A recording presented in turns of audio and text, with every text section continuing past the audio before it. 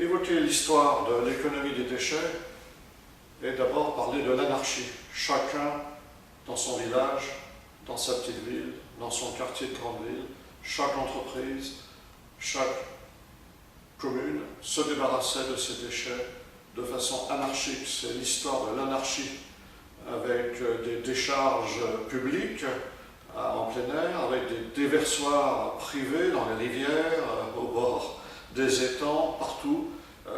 Et il en est resté, par exemple, les stockages de pneus dans les campagnes.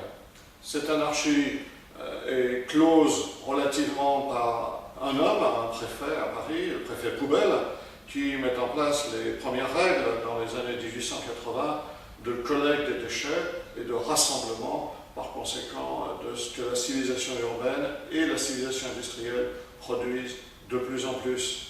Mais des collectes organisées se structurent autour de services publics en régie ou d'entreprises. CITA, par exemple, est créée dès 1919 avec des camions poubelles. C'est ce que l'on a caractérisé désormais dans le langage courant.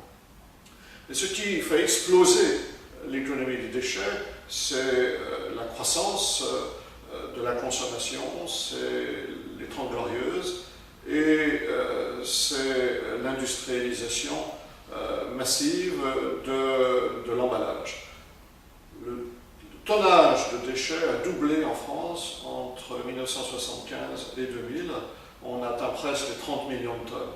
Donc que faire de ces déchets et de cette gestion anarchique? On a inventé le principe de responsabilité.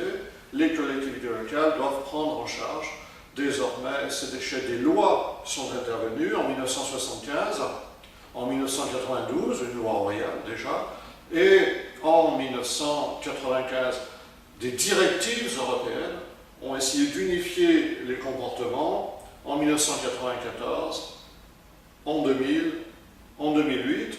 L'incinération a été régulée, l'interdiction des décharges en plein air a été mise en œuvre, des normes environnementales se sont déployées.